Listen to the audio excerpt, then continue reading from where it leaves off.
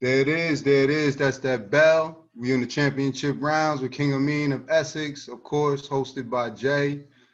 And we in round two, season two. What's good, bro? Hey man, everything's pretty good, man. I can't complain. Nice, we passed the 4th of July. We heading into the heat of summer, so this is a good time of year. All right, I see you got the clean polo on, so you might have found a bag of money over the weekend. You know what I'm saying?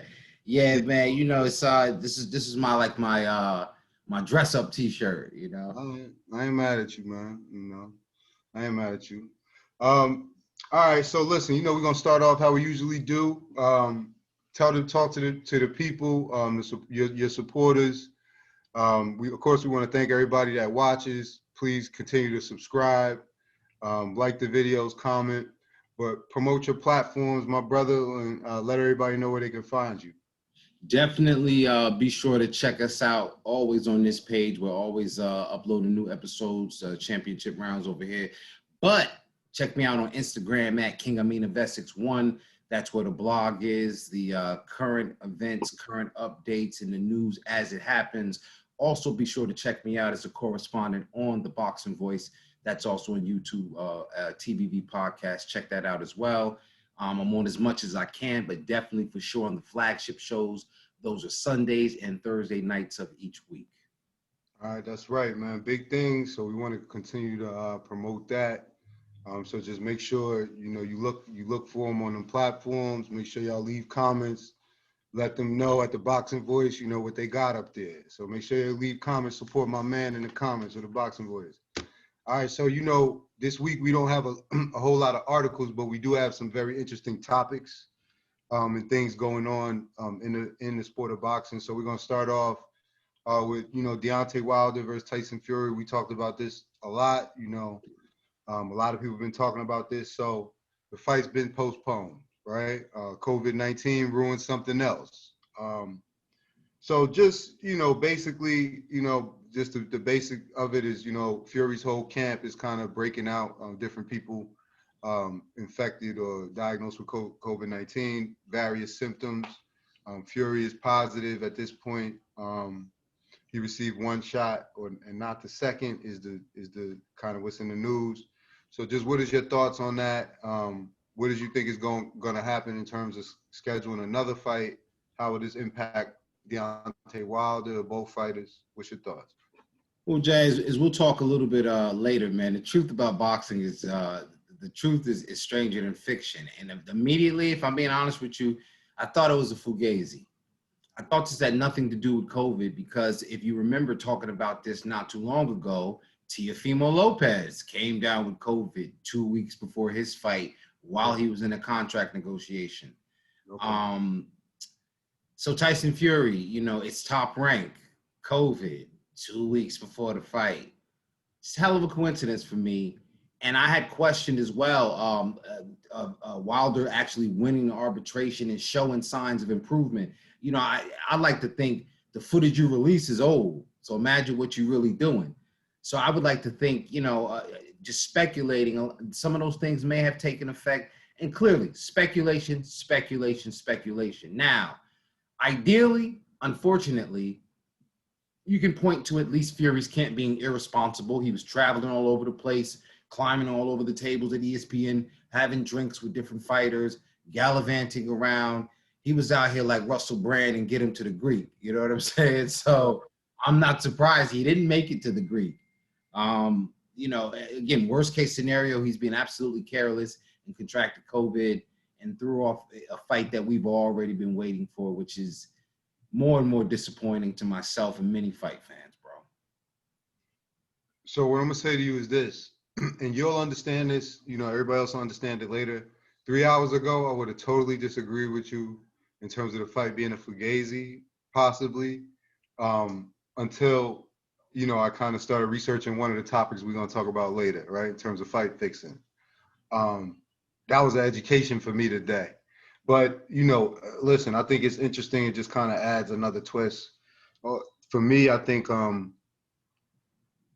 Wilder's going to have a hard time staying quiet this time, because he's probably ready to get in the ring, jump in the ring. So I think if anything, we may get some interesting sound bites over the next couple of weeks when they start figuring this out. I don't know. I mean, I'm just kind of throwing this out there. We didn't talk about this before. If you're Wilder in his kind of place, you know, what happens? Can he take another fight? Should he take another fight? If he does he lose out on like the clause? How does that even work? You know something, your boxing mind is increasing every day. That's an excellent question, because you get fighters like Dillian White that has jumped out there and say, yo, I'll fight him. I'm a good replacement opponent. Right. I think Wilder is probably not going to risk having gone through this arbitration unless, and again, speculation, unless there's something that says where Fury say, fuck it. If he was going to get paid 40 for that fight, I'll give him 30 and I'll owe whoever I owe, because I'm just not going to be able to, like, obviously that would say a lot, and that's a huge speculation. But I'm saying if somehow Fury backed out of the fight even as we move towards the postponement. So they're talking about this fight could be September, October. Suppose by that point Fury pulls some antics or something happens. Suppose his health doesn't recover or he doesn't feel like his health is recovering. He's saying, no, I know I agreed to the arbitration, but honestly and truly, I'm not healthy. And because of the health, not because I'm afraid, only because of that. If I have to pay him, I think that's fair. You know what I'm saying? Right. That would be a hell of a dance to do. So a lot of people are upset because they think somehow this will drag out the fight to the point of not happening. So there's a lot of concern around this, and it's not all just around Fury's health. Now, can some magical thing happen to where the fight happens, sooner, closer? Or can it even happen? I think right now only Dan Rafel's reporting that it's postponed, but can it happen if he tests positive, if he's cleared by the end of the week? I don't know. Right. It's crazy. It's crazy that this close to the fight that we've waited this long for, that had to be settled by arbitration, that this is what we're getting out of it. So, well, I mean, again, I'm not any expert by any stretch of the imagination, but I would just imagine that the minute you get a positive test, I mean, I just wonder how that impacts the training regimen. You know what I'm saying? Everything, training, diet, rest, everything on down, right? Because if anything, I don't think any doctor, well, let me not say that. I'm not going to play medical doctor, but you know what I mean? It could be, it's not crazy to assume that your doctor would tell you to get some rest. Sure. Or you know what I mean? So that's not me jumping out there too far to assume that might happen in terms of thinking like how it might affect stamina and conditioning is what I'm saying. Yeah. So, we'll see what happens with that, man. But again, that's always seems like an ongoing soap opera. Interesting. If they would have did it 24/7 about it, it would have probably been highly rated at this point. I tell you. All right, so we're gonna move on a little bit. Yeah, right. We're gonna move on to another big kind of topic. So this article came out of ESPN. So we got the Nevada State Athletic Commission. Okay, they joined the Florida State Athletic Commission. So they're not going to be disciplining or for THC anymore. And I guess starting in May, they're going to stop testing for it, altogether. So obviously, in light of, the Sha'Carri Richardson I was about to say case, right? With the Sha'Carri Richardson issue with the Olympics, with her getting banned. I'm not saying that had any influence, but kind of will propel this kind of thing to the top of the news cycle, for lack of a better term.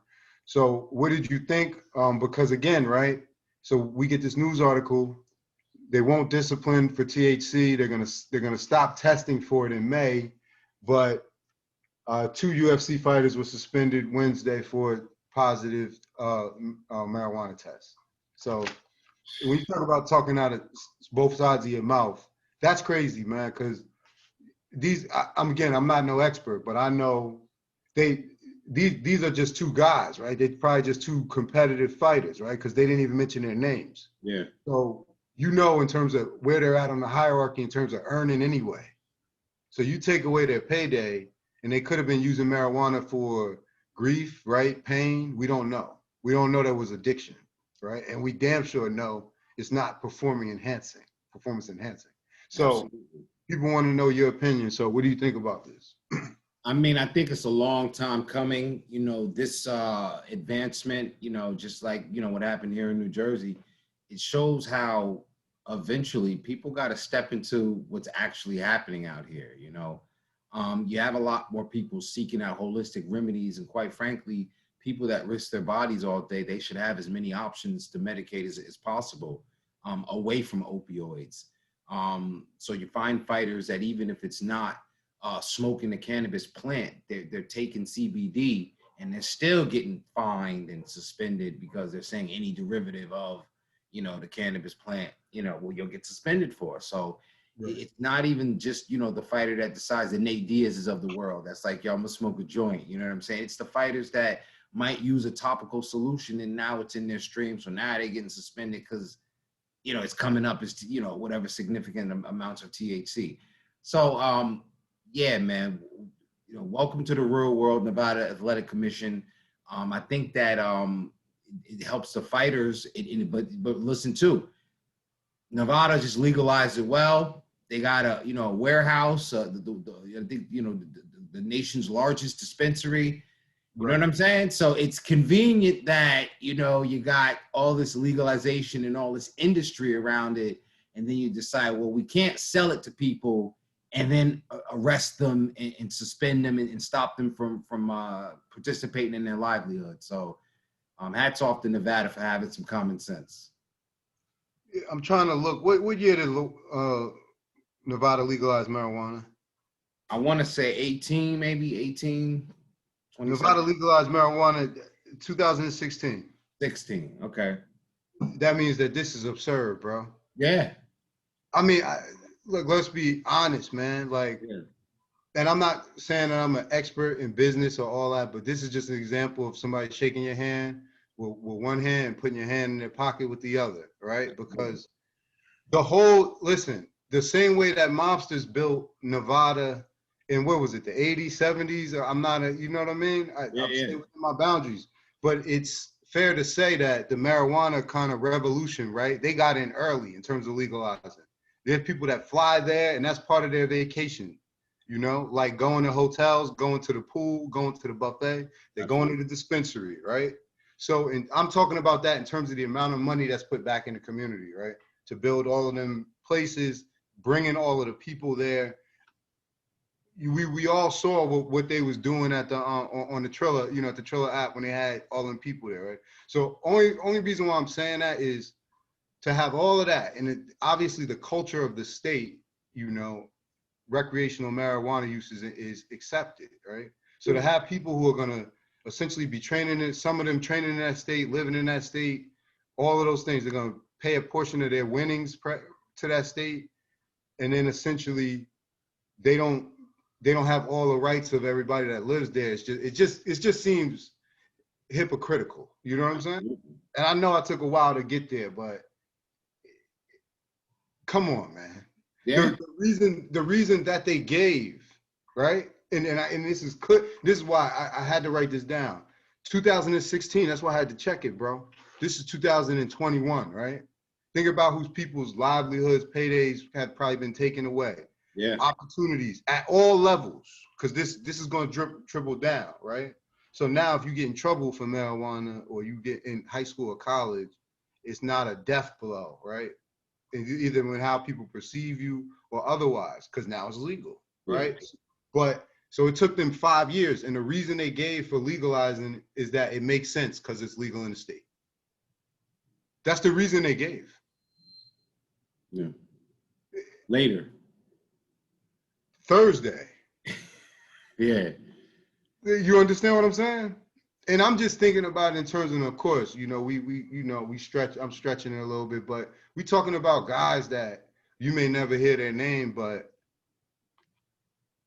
you know they're training either to keep training or to put the lights on. You know. Yeah, for sure, man. You know, like you said, the pay scale of these fighters that are being suspended for choosing a more holistic remedy is crazy. You know what I'm saying? It's like, you know, it's like, you know, you drew an interesting point. it's like not having the rights. You know what I'm saying? Not having the rights of a citizen of that state. Like I can't. I can enjoy it for recreational use, but if I'm this kind of professional, despite the benefits it may have, I'm not allowed to use it because I could end up losing my job. I could end up losing sponsors. It's just Right. crazy. But I could get in the ring after drinking a whole bottle of Jack Daniels if nobody knows. Yeah. Come on, man. It doesn't even make sense. You know what I mean? But it is what it is. Obviously, it's one of these things where there's a lot of layers. Probably a lot of angles we not even looking at as well. But it's you got cultural views, and then we got business and sports all mixed up. So I get it. It's a good conversation. It's a good topic to talk about. But especially in light of like the Olympic ban. They I think need to catch up. we're gonna have to start looking at all these policies, right? Because I think I think, and how do I say this? The fact that the public has changed their views, right? There's no I'm not saying there's no shame in a positive test. You understand what I'm saying? Because obviously, if you have endorsements, you probably feel guilty. You probably let yourself down, all of your opportunity. But what I'm saying is, the jig is up in terms of making people who have a failed marijuana test look like, like they're addicted to harder substances, right? Because go ahead. No, and I'll take it a step further. It's just like you see the NCAA now recognizing that, hey, we've been making money off these people forever. They're not crazy for asking for $5,000 or asking for a laptop or taking a free meal from Chick-fil-A from a chick or whatever and saying it's not an improper gift. I'm only here on scholarship. They pay for my room and board, and the meal plan is not accessible enough for when I need to eat because the cafeteria is closed when practice is over. So a booster, somebody that liked me in the town, and his wife is nice to me and smile at me, they gave me a couple $100 a week, and they let me drive one of the extra pickups they have. And the NCAA will say, yo, you was accepting improper gifts. Yeah. I mean, it's kind of like I said, shake your hand with the right, put it in your pocket with the left. Yeah, man. You know what I mean? It's kind of like how you go to college and they get you for all that money for that little room, right? And then they come tell you, yeah, come buy your books right here on campus, And then before you figure out that hustle, use books, blah blah blah blah blah. They done got you for 600-700. You know what I'm saying? It's a hustle, bro. So we'll see. We'll see what happens with that. But again, I think that's an interesting conversation. All right. So on to one of the most interesting topics I think for the night. America's Most Wanted Fight Fixer, Charles Farrell. So this dude, listen, I'm gonna just give you a little background. I'm gonna set it up first. I appreciate you pulling this article because I learned a lot for this. This guy, I think he's from Boston, from Massachusetts area. Yeah. His interests is boxing and music. I think he's a musician now.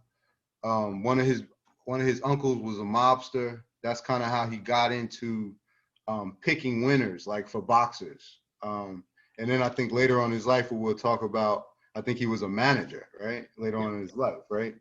But this guy, just to show you how, I guess good his ability was, 12 years old, he started out picking winners, for mobsters, making money, placing his own bets. And, he just started talking about just things he was looking at, talent, different matchups, different, for the opponents. But yeah, what did you think in general of this article about Charles Farrell? What do you think about his life and all that? I mean, one thing that came across was how deep his passion was for the sport. Right. The other thing is that it always, is apparent to me how deep the sport of boxing and the underworld is always intertwined. Right. Even if it's just for, the fact that, underworld figures seem to enjoy, the beautiful violence of the sport or the gambling, the financial, the lucrative part of it, So, his involvement and how he got into it, I could appreciate that, respect it, could relate to it. You know, and I think that it's just, like I said, it goes to show how deep or how far your passion can take you. You know what I'm saying? Like he got really deep into something that, again, never a fighter himself. I'm sure he dabbled as far as training, but that really wasn't his focus. It was watching fights, understanding fighters, getting backstory. What's the probability? What's the skill set? What matches up with this kind of fighter, and kind of understanding how that plays in. And I think that's it's so deep and such a beautiful thing about boxing if you try to understand it, because that's the part, that's the rabbit hole of it, is understanding why a fighter fights, you know, then their skill set, their temperament. It's so much you have to look for and understand about boxing, you know, to get just who's fighting. Is it for a title? What channel is it on? I mean, listen, I respect all your points. I mean, I think I was just kind of still in awe and shock mode when I read this article a little bit, right? Because for me, I didn't. Again, I know we might have been talking about a different period or whatever, but you know, I didn't know how prominent kind of like fixing fights were and influence outside people were in terms of influencing fights, right? And to me, when I was reading this, it was just fascinating how kind of art imitates life, right? Because we grew up in the 80s, and there was always some type of movie in the 80s where you got a boxing match and they tell somebody to take the dive, right, for some money or whatever. Yeah, it always seemed very outlandish. You understand what I mean? Hey, look, remember our favorite scene in Pulp Fiction, right? You might feel that sting, Jake. It's pride, right? That same intersection, underworld and boxing. You know what I'm saying? It is always prevalent. I didn't mean to cut you off. Go ahead. No, that's exactly what I meant, right? Because that's how art imitates life. That's just all I kept thinking about, right? And you know, we were kind of talking about it, right? There was a story, you know, Charles Farrell was talking about, I guess, when he said he was managing Leon Spinks, and there was a fight between Leon Spinks and Eddie Curry. You know, it was supposed to end in the 8th round, and I guess Eddie Curry was done fighting because it was supposed to end in the 8th round. And Charles Farrell was talking about he found some type of loophole in some old advertisement or something that said it was supposed to go 10 rounds. Basically, they negotiated so that they were going to call in the record, you know, and say that, you know, Spinks won by TKO. And Farrell was just talking about, of course, it was so blatant because people were there at the fight. You know what I mean? Said it never happened. He said it don't matter. He said it was 300 people there. It don't matter. We just gonna call in a TKO. And he was like, yeah, they did it and it happened. And you know, they was talking about, we don't have to go through each one of them, but they was just talking about different examples of that. And literally in one portion of his contribution or influence on the sport, that's what he was doing. You know, you know, Jay, let's bring it forward though. And I think it also lends credence to when we hear, because so I don't know if you remember, but remember when Mike Tyson and he fought Bus? Oh yeah, he was in Japan and Japanese prostitutes put something in his tea. They put something in his tea. They put, right? You know what I'm saying? You heard all sorts of rumors, just crazy, right? Yeah. As a kid, you think you're like, yo, right? And you know, I'm just trying to think of just crazy rumors like even with the Floyd thing, most recently, he knocked him out and he held him up because, you know, they had to bet, like, truth be stranger than fiction. And the only reason why I mostly deny it is because I rest on two different things. I say, yo, genuinely, everybody may not have a price.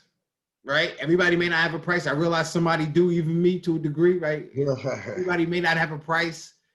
And I figure that, you know, what are the chances, you know? So again, and we'll talk about what his idea of fixing was, but I'm saying, like, what are the chances? And then I got to look at it and say, with the money to be made, it wouldn't surprise me if Floyd knocked him out and held him out. Can I prove it? No. You know what I'm saying? Again, Sonny Liston, one of the biggest, the Phantom Punch. Sonny Liston and Muhammad Ali. Sonny Liston was embroiled with mobsters and he took a dive in the Phantom Punch.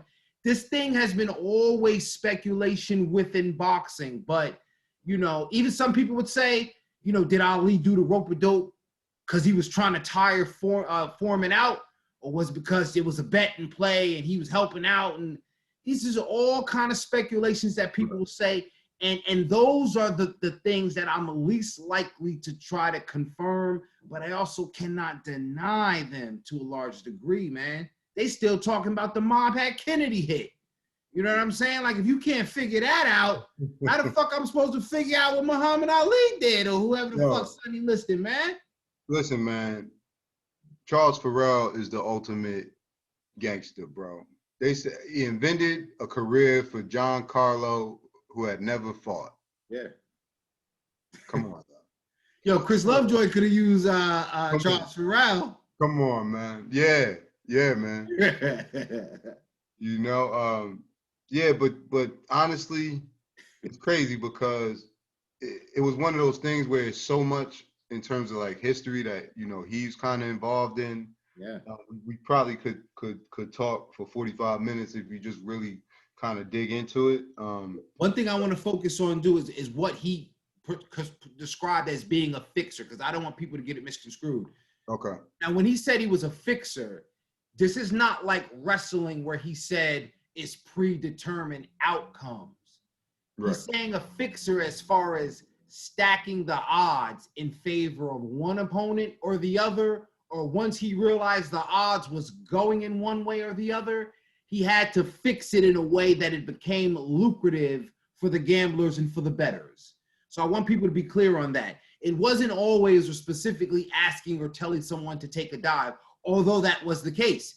He tells somebody like, look, you're a working man. You drive trucks during the day.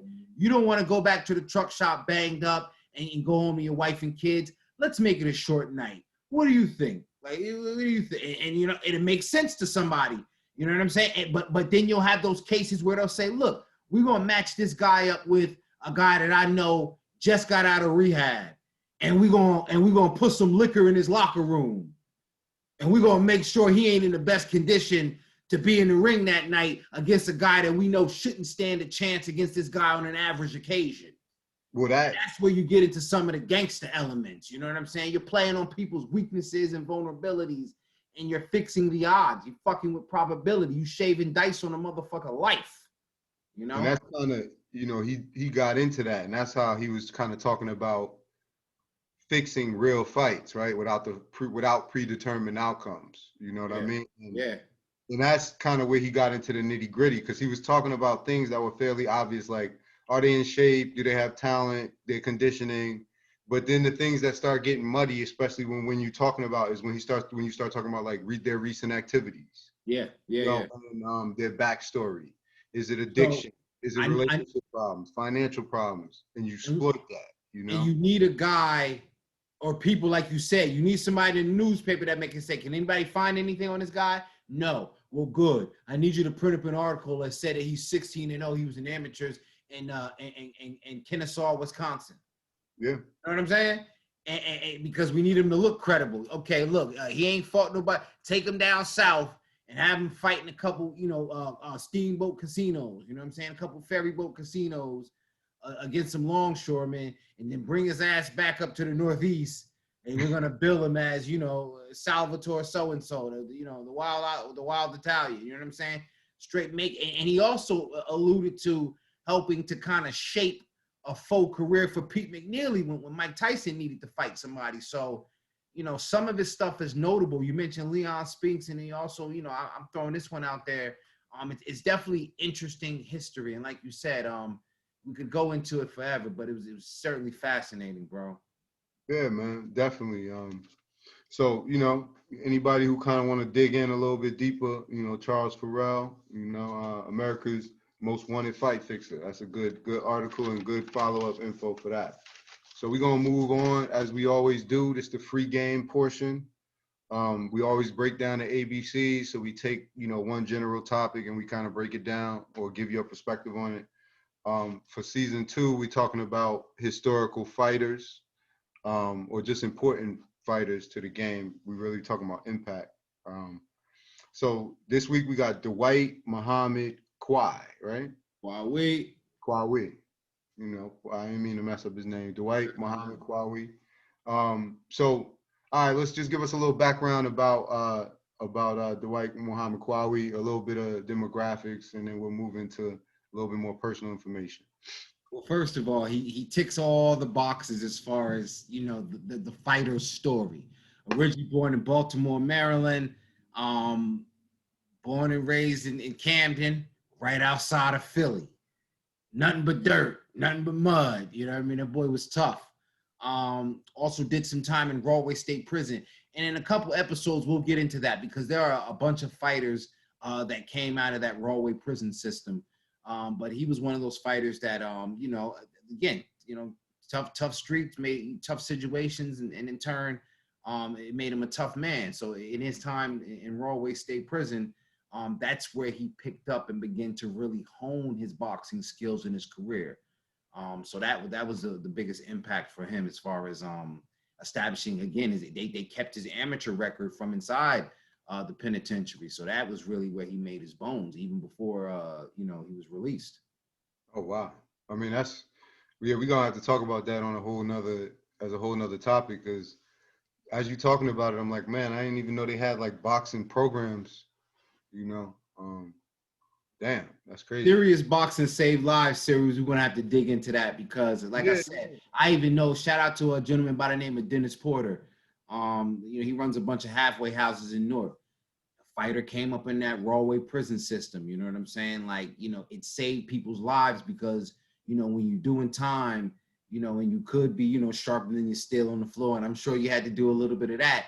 You also can earn favor within the penitentiary with, because you're a winner. It's the same way Jack Johnson was able to float in the height of fucking racist America because he was entertaining and he put money in people's pockets and asses and seats. And so a lot of people got some opportunities. But yeah, Dwight Muhammad Qawi was another fighter that came up out of that. And, his pro career, he actually started off 1-1-1 his first 3 pro fights. And then he reeled off and went 14-0. Okay. So he was definitely an amazing fighter. And again, we talked about how this guy used backstory. Well, it's a lot of things about fighters like, and it's specifically Dwight Muhammad Qawi. That backstory is what compelled him. You know what I'm saying? Like, having that street experience and knowing, like, yo, I know what I could do, but I'm playing with house money. It's all upside. You know what I'm saying? Yeah, I mean, listen, man, I could dig it. I just know what that kind of says about him. Number one, to like overcome them type of odds. But listen, obviously we know what he made of. Tell us a little bit about fights and opponents, notable fights and opponents. Or kind of some unique facts. Definitely. Well, he competed at cruiserweight and light heavyweight. I believe he was light heavyweight from 83 to 86. And then he was cruiserweight champ from, I think, 86 to 87, or something like that. But those were his 2 divisions. The thing that made it unique, he was short.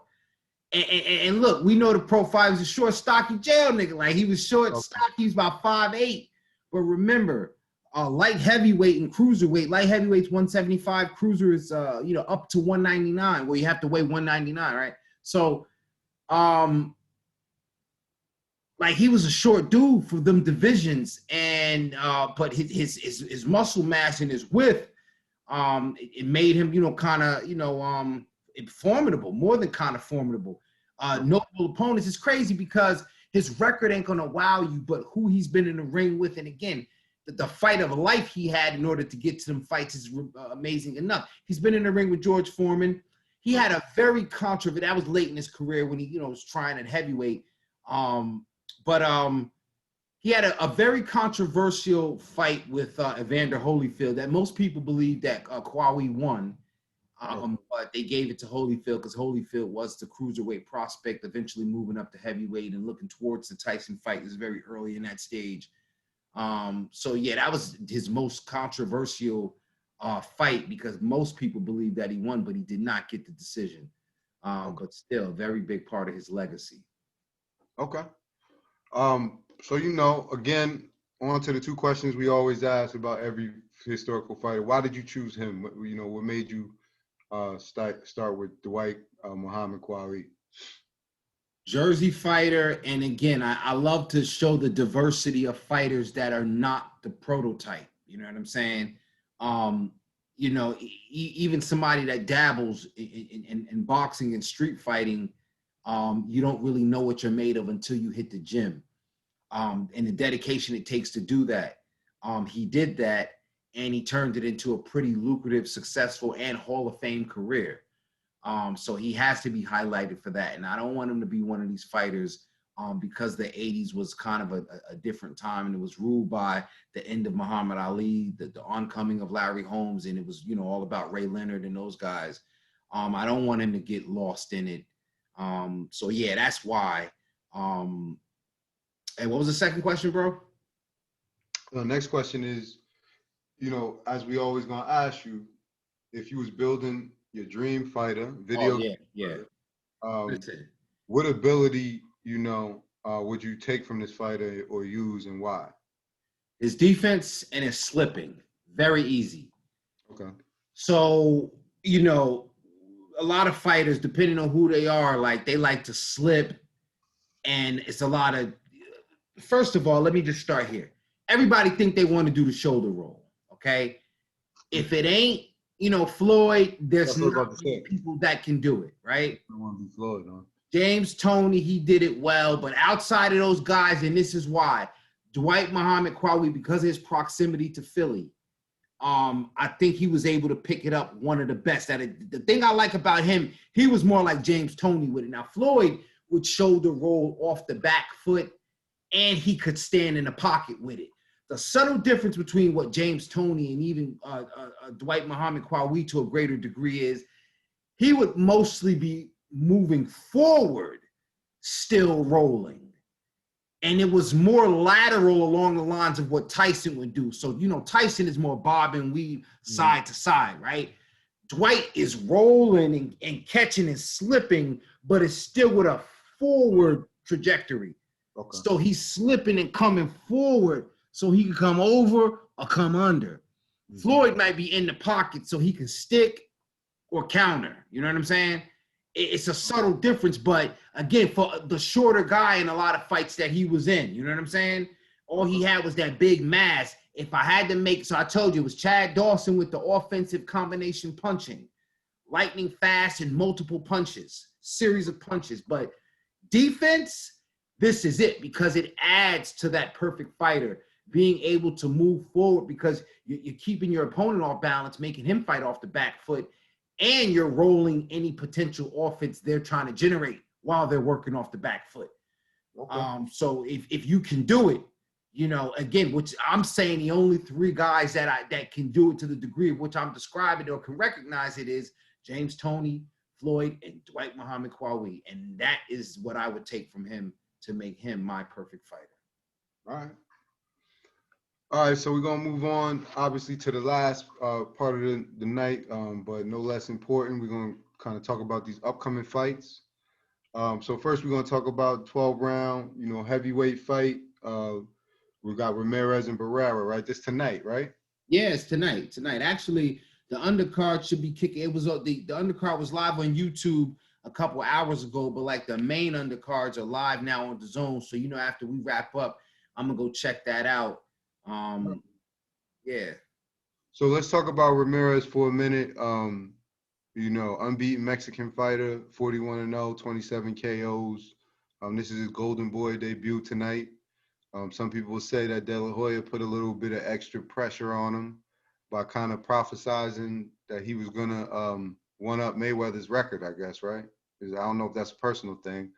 But what do you think about him? Not the 52-0. That's also De La Hoya selling.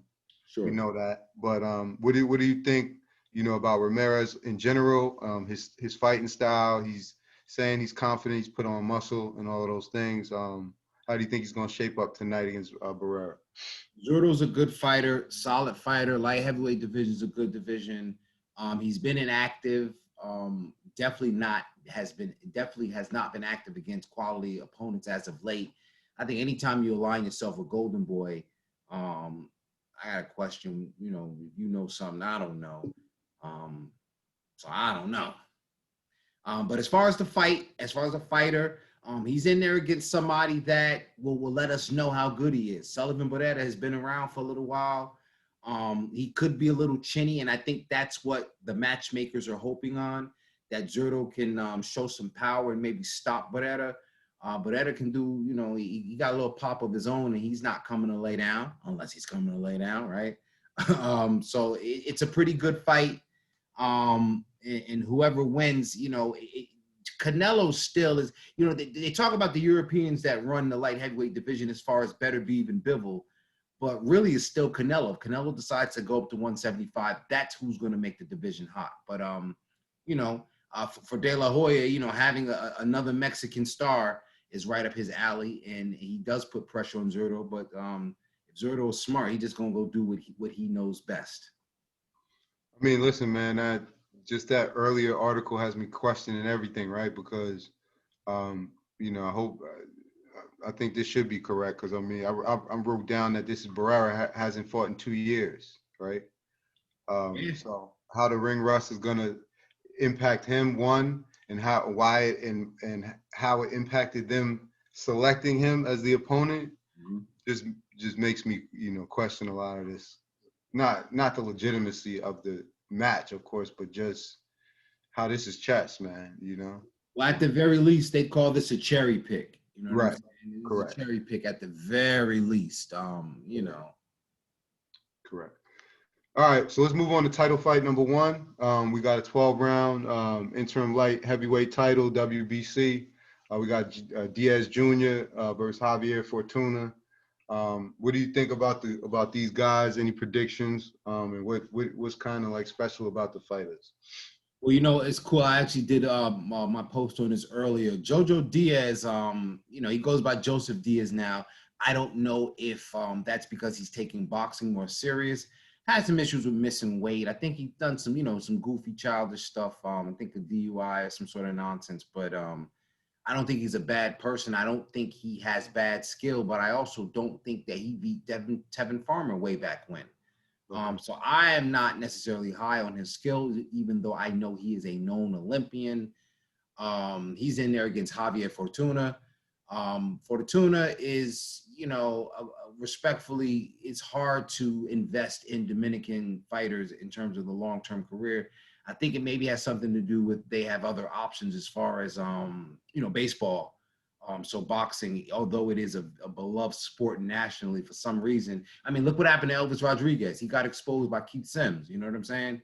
Not that he's a bad fighter, but he wasn't who everybody thought he was, his power puncher, because when the power faded, he didn't have some of the other intangibles. So a good fight for both guys to both see if Fortuna is a Dominican fighter that can elevate to kind of a more national level, and for Jojo Diaz to demonstrate, his continued seriousness as he now deems himself or proclaims himself Joseph Diaz.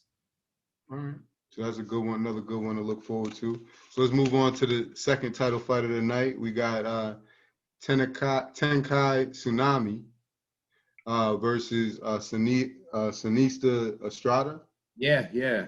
And this is WBC Women's Junior Flyweight title. So what can we expect out of the ladies? And what do you think about these fighters?